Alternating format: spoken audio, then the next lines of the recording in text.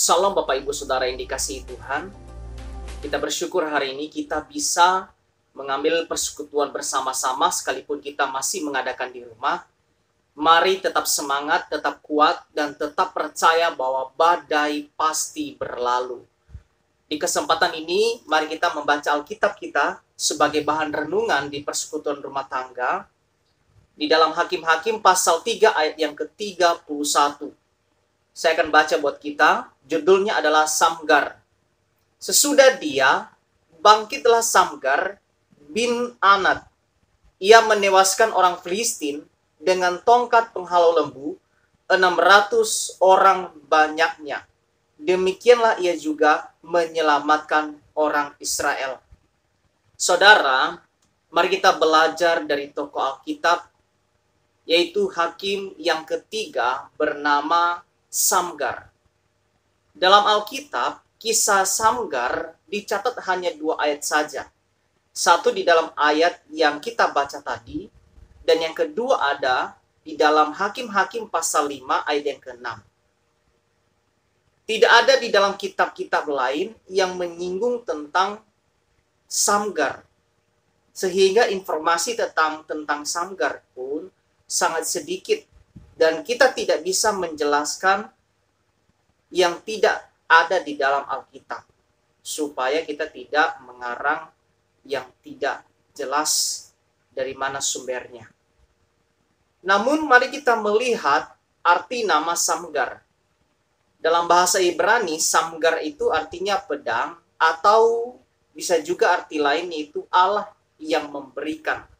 Bisa jadi pada saat itu ayahnya yang bernama Anat, ketika Samgar lahir, dia langsung bersyukur kepada Tuhan dan dia memberi nama anaknya Allah yang memberikan. Nah, kalau dilihat dari cara dia mengalahkan orang Filistin dengan menggunakan tongkat penghalau lembu, kemungkinan besar dia adalah seorang petani.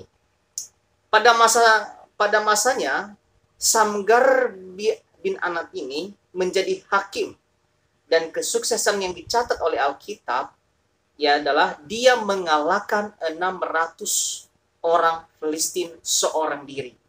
Masa jabatannya di sini tidak dicatat. Usianya, nama-nama keluarga lain cuma nama ayahnya saja, yaitu bin Anat saja yang tertulis. Tapi menjadi pertanyaan kita sekarang adalah, apa yang bisa kita pelajari dari Samgar? Apa yang bisa kita peroleh dari kisah hidup Samgar? Karena di dalam Alkitab cuma 1 ayat saja, bahkan 2 ayat itu referensinya paling sedikit. Namun apa yang bisa kita petik dari kehidupan Samgar? Setelah saya renungkan, maka ada 2 hal yang sangat penting yang bisa kita pelajari dari kehidupan Samgar. Yang pertama adalah Allah mengalahkan dan mempermalukan musuh kita. Kenapa demikian? Kalau dilihat dari kisah Samgar, Samgar melawan orang Filistin, di mana orang Filistin lengkap dengan senjata, tetapi Samgar hanya menggunakan tongkat. Kalau dilihat perbandingannya, 1:600. Seorang diri melawan 600 pasukan Filistin. Perbandingan yang kedua adalah tongkat banding pedang atau tombak. Mustahil bagi seseorang untuk bisa menang. Betul. Dan jangan kita coba-coba. Tetapi saat Tuhan menuangkan kuasanya pada diri Samgar, ia dapat mengalahkan musuhnya. Bukan hanya mengalahkan musuhnya, tetapi ia mempermalukan mereka. Kenapa? Kalau kalah dengan pedang, itu masih ada harga diri yang dikalahkannya. Tetapi ini menggunakan tongkat. Dalam sejarah perang, mana ada orang yang bisa menang dalam pertempuran dengan menggunakan tongkat atau kayu biasa? Sangat mustahil. Artinya bahwa orang Filistin diperlakukan seperti hewan. pada saat itu dipukul dan langsung Tuhan kalahkan mereka lewat Samgar.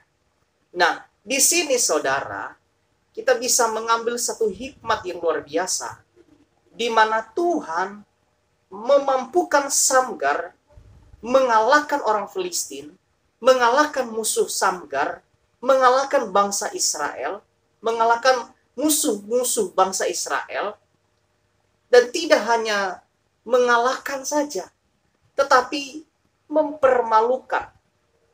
Nah, di sini kita melihat bahwa saat ini ada banyak orang yang berusaha mengalahkan orang lain, tapi tidak bisa. Tidak penting mengalahkan orang lain, karena tujuan kita hidup di dunia ini bukan untuk mengalahkan orang lain. Yang kedua adalah orang yang takut akan Tuhan jangan pernah pandang rendah. Samgar adalah orang yang dipakai Tuhan. Mungkin dia tidak punya apa-apa untuk melawan, tapi ingat pembelanya adalah Tuhan. Jika kita adalah orang yang takut akan Tuhan, saat kita disakiti dan tidak bisa membalas, jangan menjadi lemah, sebab Tuhan pembela kita. Namun ada satu hal yang kita harus ingat. Tuhan membela kita dengan caranya, bukan dengan cara kita. Kita tidak perlu menasihati Tuhan untuk membela kita. Tuhan tahu cara membela kita. Nah, pertanyaan yang harus kita dengarkan hari ini, harus kita jawab hari ini. Kenapa Tuhan mau membela kita? Dia melakukan itu, dia membela kita bukan untuk memuaskan hati kita, tetapi untuk menunjukkan pertolongannya yang betul-betul nyata bagi orang yang dikasihinya. Sehingga kalau orang-orang yang sungguh-sungguh dikasihi oleh Tuhan, Tuhan tidak akan biarkan disakiti, Tuhan tidak akan biarkan dipermalukan, sekalipun pada saat itu dipermalukan, ada jenjang waktu yang tidak diketahui oleh orang yang mempermalukan dia, ada saatnya Tuhan akan mempermalukan, akan membalas. Saudara, jangan pernah kita membalas, berikan itu hak Tuhan untuk membalas. Tetapi jika ada orang yang salah, boleh tidak kita tegur? Sangat boleh. Tegur sepantasnya, sepatutnya sebagai orang percaya. Namun kalau orang yang kita tegur tidak menerima, justru menyerang kita kembali, maka serahkan kepada Tuhan, biar Tuhan yang mengarahkan orang itu ke jalan yang benar. Saudara yang terkasih, selama kita di dunia ini, kita tidak hanya dikasihi, tetapi juga dibenci. Kita tidak hanya diterima, tetapi juga ditolak. Tetapi Tuhan tidak begitu. Dia menerima dan mengasihi kita. Dia tidak menolak. Tetapi orang-orang yang menolak Tuhan, menjauhkan diri dari Tuhan, maka mereka tidak ada dalam pagar perlindungan Tuhan. Saya mengajak saudara, marilah kita berada dalam naungan perlindungannya.